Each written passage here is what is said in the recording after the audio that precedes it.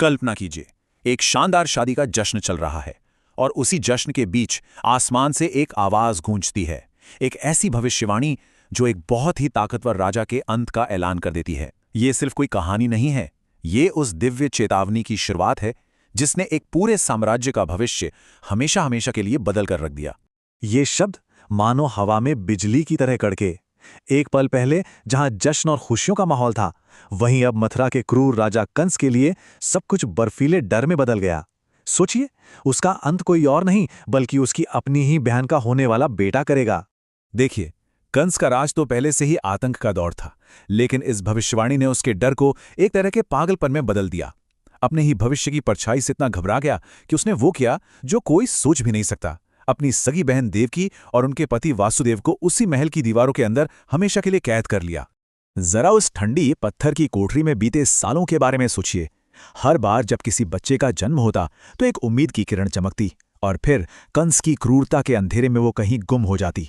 एक के बाद एक 7 बार। लेकिन अब 8वें बच्चे का समय आ रहा था।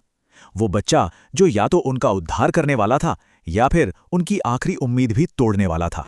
तो जन्माष्टमी की उस पवित्र रात, जेल के उस घोर अंधेरे में ब्रह्मांड अपना एक चमत्कार रच रहा था।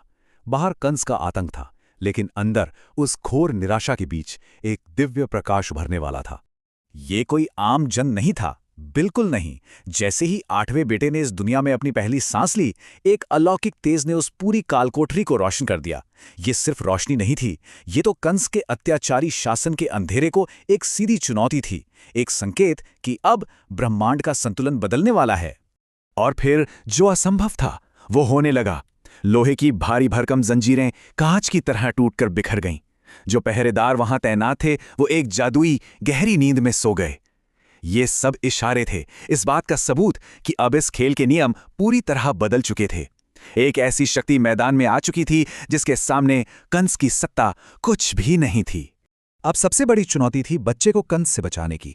तो वासुदेव को एक पवित्र मिशन सौंपा गया। इस दिव्य शिशु को किसी भी हाल में मथुरा से दूर गोकुल गांव की सुरक्षा में पहुंचाना। लेकिन उनका रास्ता नामुमकिन बाधाओं से भरा हुआ था। यह सिर्फ एक सफर नहीं था, ये वासुदेव के विश्वास की सबसे बड़ी परीक्षा थी। हर कदम पर एक जानलेवा खतरा था और हर खतरे के जवाब में एक दिव्य चमत्कार हो रहा था। ये चमत्कार ही साबित कर रहे थे कि शिशु की रक्षा खुद किस्मत कर रही है। उस भयानक तूफान को पार करके वासुदेव आखिरकार गोकुल पहुंचे, और वहां थके हुए, निराश, उन्हें एक ऐसा फैसला लेना पड़ा जो किसी भी पिता का दिल तोड़ दे। उन्होंने अपने प्यारे बेटे को यशोदा की नवजात बेटी से बदल दिया। एक ऐसा बलिदान जो आने वाली पीढ़ियों का भविष्य बचाने वाला था। ये कोई मामूली अदला बदली नहीं थी। यहां हर शिशु की एक बहुत ही महत्वपूर्ण भूमिका तय थी। एक को दुनिया का उद्धारकर्ता बनना था, तो दूसरे को उस उद्धारकर्ता का रक्षक। दोनों का भाग्य एक दूसरे से इतनी गहराई से जुड़ा हुआ था। वक्त रहते वासुदेव बच्ची को लेकर वापस जेल पहुंच गए। जैसे ही वो अंदर आए, जंजीरें फिर से जुड़ गईं, पहरेदार जागने लगे और सब कुछ पहले जैसा सामान्य दिखने लगा। लेकिन असलियत में अब कुछ भी सामान्य नहीं था। कहानी का अंतिम टकराव अब शुरू होने ही वाला था। बच्ची के रोने की आवाज कंस के कानों में जीत के संगीत की तरह गूंजी। अपनी मौत की भविष्यवाणी को हमेशा के लिए कुचलने के इरादे से वो कोठरी की तरफ भागा। वो ये सोच रहा था कि वो आखिरकार किस्मत को हरा सकता है, पर उसे क्या पता था कि किस्मत के पास अपनी एक आखिरी चाल अभी बाकी थी। लेकिन जैसे ही कंस ने बच्ची को मारने के लिए हाथ बढ़ाया, वो उसके हाथों से फिसलकर सीधा आकाश में चली गई और देवी योग माया के रूप में प्रकट हुई। उनकी गरजती हुई चेतावनी ने कंस के जीत के सपने को उसकी सबसे बड़ी हार में बदल दिया।